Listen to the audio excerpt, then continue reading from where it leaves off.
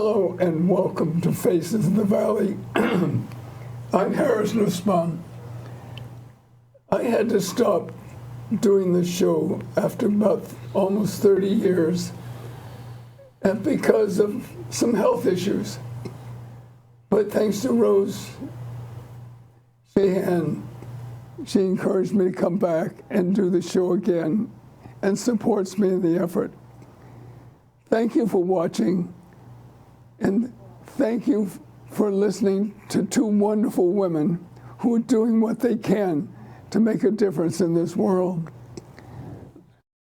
Laura, Joanne, thank you so much for being on the show and for all the things you're doing. I know this world has so many problems, but if it weren't for people like you who are doing what they can do to try to make it a better place, to try to get people to accept each other, to try to listen to people, whether you agree or not, it's really hard. If there were more people like you, the world would be so much a better place. Thank you. That's so sweet. Thank you. That's kind of you. Thank you. Just tell us a little bit about yourself, Laura? Sure. So I am recently retired. I keep saying recently, but next month it'll be 3 years. Oh. And I worked for 32 years in public health in Napa County. I was the director of public health nursing and the maternal child adolescent health director, and I had a wonderful career. That's a big job. It was a big job. Right. And working with so many people in the community, nonprofits, all these wonderful individuals, and doing many like great initiatives and collaborations, a lot of them around babies and mothers and children, to help improve the health and well-being of Napa County. So that was wonderful. And I retired sort of halfway through the pandemic. And then I decided that I wanted to find some other wonderful things to do in the community that would make a contribution. And I have a wonderful son and 2 beautiful grandchildren, and I recently fell in love and got married. Congratulations. So that's wonderful, yeah. Yeah, good for you. Joanne? Well, I retired also about 4 years ago, and I moved to Napa. I'm a California native, grew up in the Bay Area, and I moved to Napa in 2000. I've done a lot of different things career-wise. I've had a couple of small businesses, and I've worked in broadcasting for quite a few years. And then the second half of my career life really was in the nonprofit arena. So when I first moved here, I worked for COPIA, the American Center for Wine, Food, and the Arts. It's a mouthful, right? And helped open that institution, and then eventually worked for Calabria Care and Calabria Hospice. And I'm not a clinical person like Laura is a nurse, but I was responsible for the fundraising and for the marketing and communications for the organization. And such a great organization really does tremendous things in the community. Sure. So when I retired, it was just before the pandemic. I was just sort of getting used to retirement when that happened, and so things slowed down. But I've been involved with several nonprofits over the years and have continued to do that, and now the latest project that we're involved with, Pro Inclusion Napa. Just a little project, yeah, for sure. Right. You said you were in TV. What stations did you work for? First, I worked for KPIX Channel 5 in San Francisco, and I did a little bit of everything. I produced, and then I worked in the news department for about 5 years, and and produced there as well. And then I ended up in the public relations department for the TV station, and that was another part of broadcasting world. And then I ended up moving over to public broadcasting, KQED, Channel 9, very beloved station here in the Bay Area. I love Channel 9. Yeah, I'm still a member, of course. And I first did public relations, ran public relations for the television station, and then marketing, and then ended up doing corporate sponsorship for the national programs that were produced by KQED. So did kind of a jack of all trades, if you will, in broadcasting. Did a lot of different things over about 20 years between the two stations. And then when I moved to Napa, I really wasn't interested in commuting. That was not in my game plan. So I moved on and worked, as I said, for Copia, and stayed in the nonprofit world after that. Yeah. Wow, both of you have amazing backgrounds, that you bring, to the projects that you're trying to do. Tell us about what you're trying to do.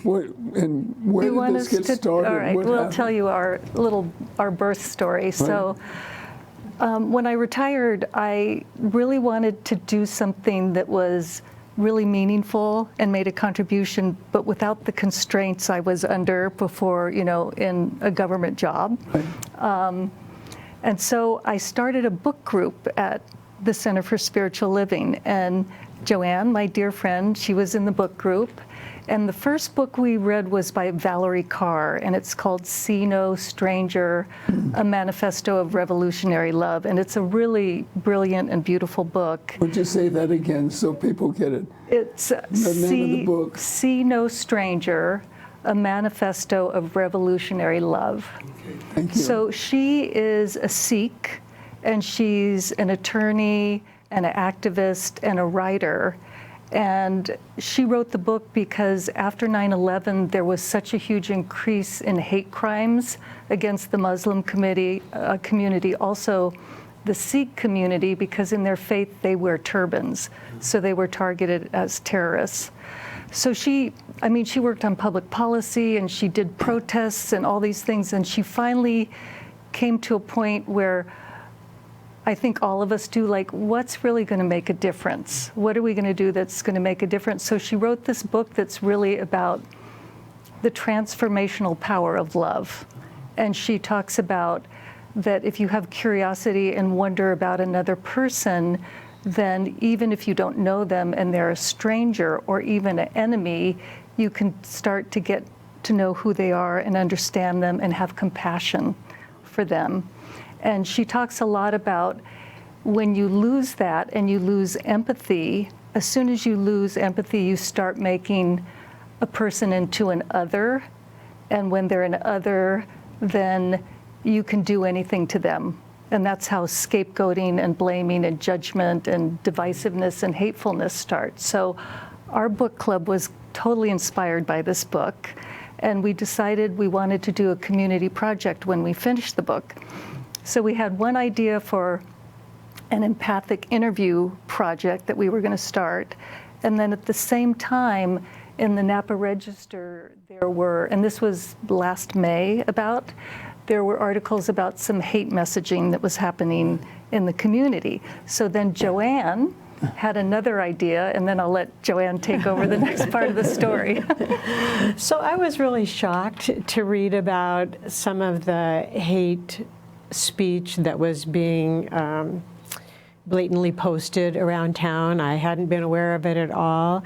And the first article I read was quoting a number of people from Congregation Beth Shalom, and because many of the messages were anti-Semitic, but not all of them. They targeted a lot of other people as well, or groups as well. So I was really shocked and kind of dismayed at such public vitriol being directed at groups in our community. And the article said that the city of Napa, was concerned, but that it was a matter of free speech and private property. So they really couldn't do anything.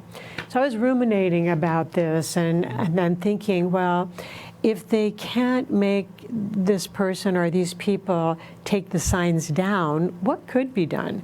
And kind of a picture popped into my mind of this one existing hateful sign, but all the houses around it in the neighborhood having positive signs of acceptance and inclusion. I love it. So it was really more of a picture than a thought, So I was like, that's interesting. So I went to our book group, and we were very immersed in these conversations, and so I shared about reading that article, and most of the group was not aware of this activity going on in our community either.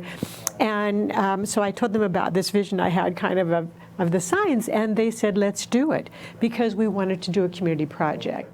So it seemed like a good possible idea. It was really just an idea at that point, but I also didn't want to jump in and start a project where there might already be something like that happening that we could just support, or maybe that wouldn't be welcomed by the people who were being targeted. So we reached out to Rabbi Niles Goldstein at Congregation Beth Shalom and asked him, is someone doing something like this that we could get involved in? And they weren't, but he did like the idea. So he invited us to a community meeting that had been scheduled with Steve Potter, the city manager of Napa, and Yeah, the it was a good meeting. Well attended. There were Yes, a lot it of people was. there. Yes, and the Vice Mayor, Beth Painter, was there representing the city as well and talking about what the city can and can't do to address those kinds of issues. And so we were invited to put the idea out there about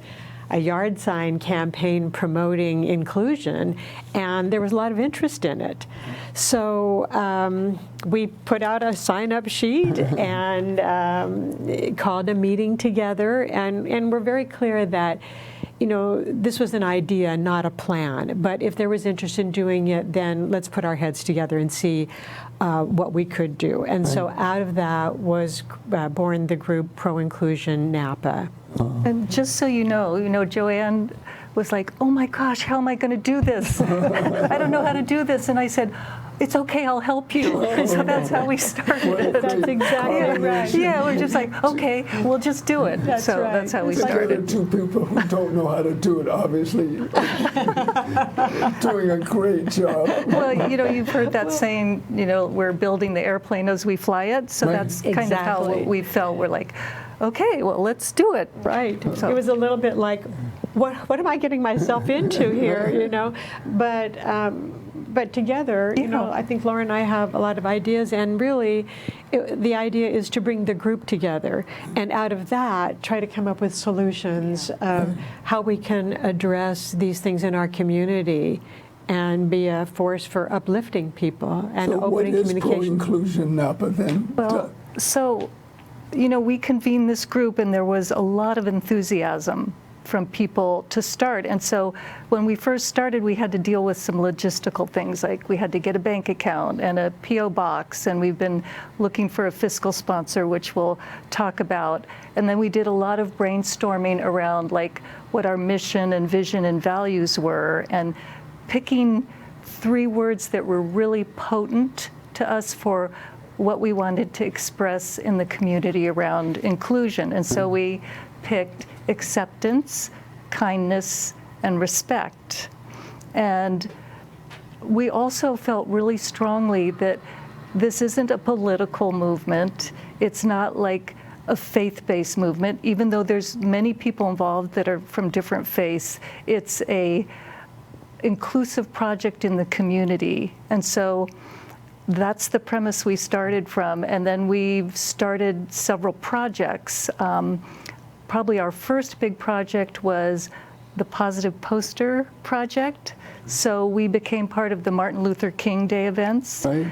And we went to Browns Valley Elementary School and Valley Oak High School. And the students there made posters, art posters, using the 3 words, and they got to pick the word or words they wanted to use and make artwork, and they made fantastic artwork, beautiful. Yeah, And I saw some of it. and the part that was so important about it is that the teachers were talking with the students, like, what does it mean to be respectful or kind or accepting, not only to yourself or your friends or your family, but people you don't know, or strangers, or a kid you don't like, you know, because kids have bullying in and out groups. So the conversations, I think, were really rich and meaningful, and the kids were really enthusiastic. I didn't go to Valley Oak, but one of our members, Stephanie, works there, so she was with the kids, but I did get to go to Browns Valley, and those little kids were so inspiring. I mean, What they a were difference beautiful. if you start with the young kids. Yeah, and they were really excited and really wanted to do the project. So that was sort of our first foray into a project and being part of the Martin Luther King Day event. It was really successful. And we are planning to take all those posters, and we're putting them in groups, and we're going to tie them together like quilts, and then they'll be displayed. We can hang them. And our first offer for a display is Beth Painter is helping us. She said we could display them at the council chambers for the city, and that Steve Potter wanted us to do a presentation about it. So that's where we're starting. And can anyone join your group? How do they get involved? Yeah. Absolutely, absolutely. We meet as a group once a month for our general meeting. It's typically on Tuesday, the second Tuesday of the month at 5:30. We meet at different locations, moving around the community. And if people wanted to find out more about it or get on our mailing list to get the communications, they could just email us at proinclusionnapa@gmail.com. Right. Yeah. Say that again. proinclusionnapa@gmail.com. A third time. Pro-inclusion, no hyphen, proinclusionnapa@gmail.com. Great. Yeah, Thank you. so, and we'd be happy to then reach out to them and give them information, or just keep them on our mailing list if they want to know what we're up to. Yeah. Well, how are you funded? What is, certainly to do the projects, you've got to raise money or do things. That's right, that's and right. I heard something very positive has just happened. Yeah. Right. So first of all, we've just raised money by, during our meetings, basically putting out a basket. Passing the hat. And, passing the hat. And people have contributed, and we also, for the Positive Poster Project, the pilot project that we did with the 2 schools, we had a local foundation that underwrote the cost of the materials, which was fantastic.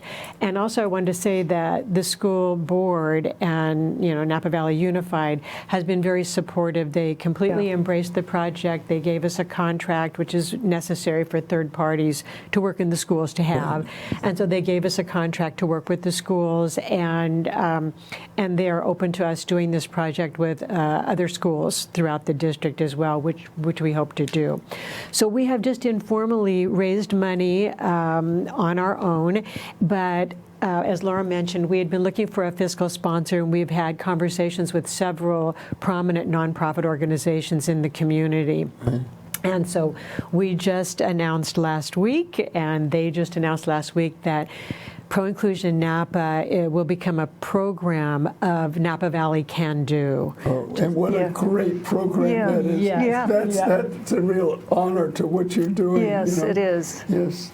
Yes, I've long supported their programs, their Green Bag Food Project, and the Give Guide, the annual Give Guide, and they have so many wonderful programs. So we feel very honored that they have agreed to take on Pro Inclusion Napa as one of their official programs. So we're very happy about that. And that will allow us also to accept donations that are tax deductible to the donor, which right now they haven't been. And also to, go forward and maybe write some grants and try to get some other bigger money, for our projects. Right. Yeah.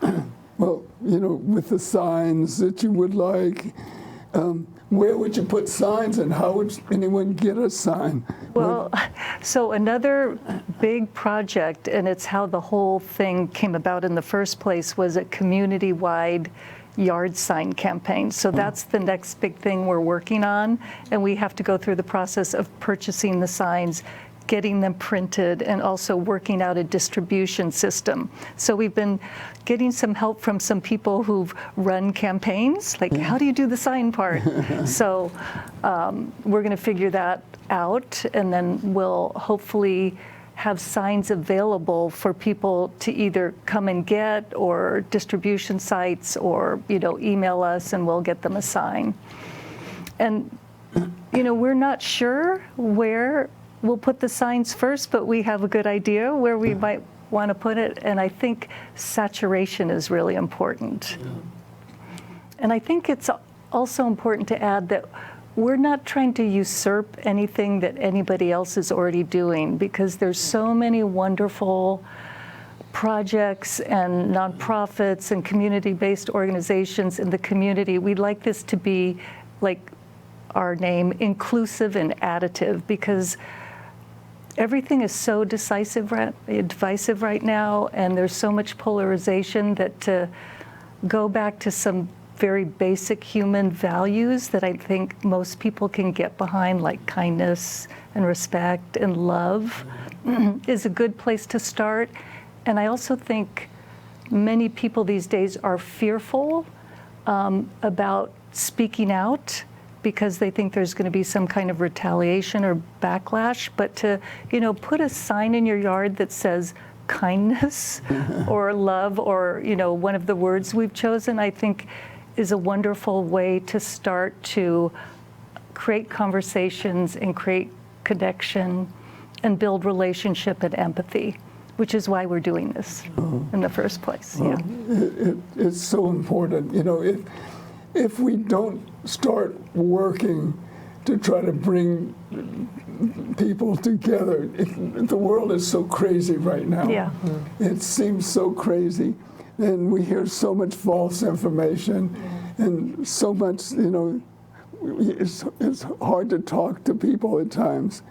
There's a lot that divides people right now, and we're looking for bridges that just allow people to get to know each other. I think that just the fact of sitting down and talking with somebody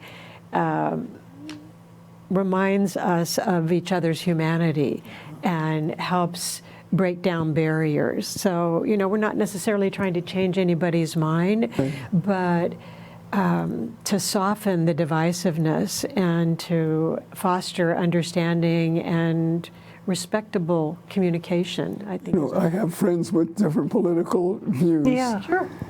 It's okay. It is okay. I totally disagree with you politically. Yeah. But, I accept you as a person. Right. I've known you for a long time, so let's still be friends. Absolutely. And I think we forget that humans are relational creatures. That's how we're wired. Yeah. We're supposed to be loving. Our brain, gets pleasure from interaction and relationship and love. And because of the way things are right now, unfortunately, with all the divisiveness, people forget. So it creates all this separation, which I think is artificial. Yeah. It's not really truly who we are. Yeah. We're truly meant to be connected to each other and care for each other. So we have to figure out how to do that again. Yeah. So what is your vision for the future? What do you see, happening in our world of Napa? Because this is Pro Inclusion Napa. You're not out to change the world, but you're changing our world as best you can. Yeah. And so what is your vision for the future? I think we would like to expand the Positive Poster Project. It's been so well received, and as you mentioned, encouraging kindness and respect in the younger generations will serve us all well. We want to do the yard sign campaign, and if people are interested in helping, Laura mentioned we have a lot of logistical issues that we have to work out our process, and we'll need help with all of it, with the planning and the implementation. And so we welcome volunteers to come and get involved in that.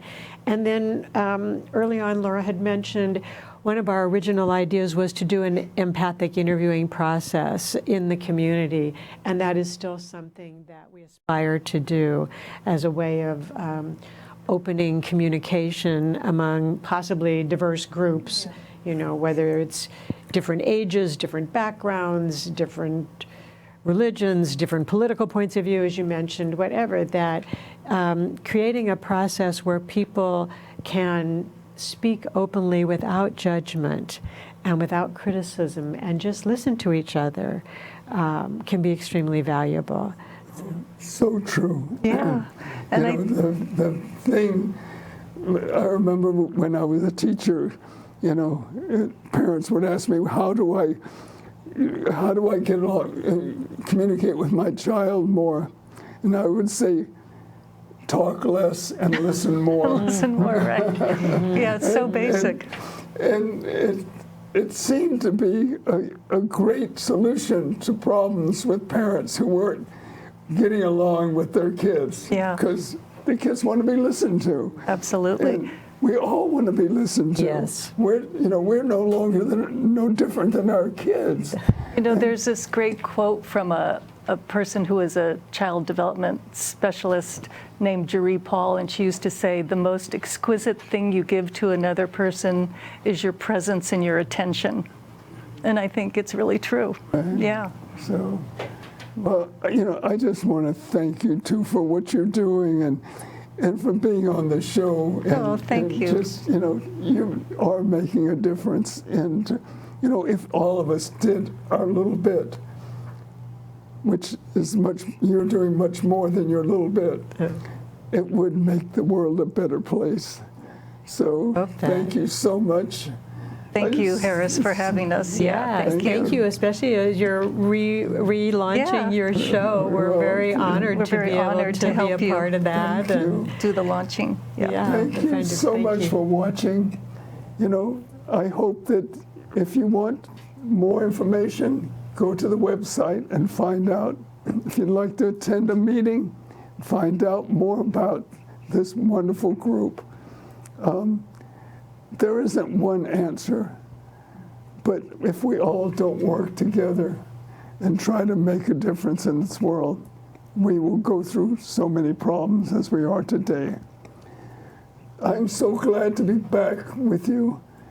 I want to thank you for watching.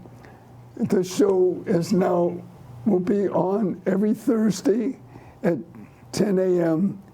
and Saturday at 6 p.m. So hope you watch more, hope you listen more, and hope you have a wonderful life. Thank you. And again, thank you for being on the show. Thank you.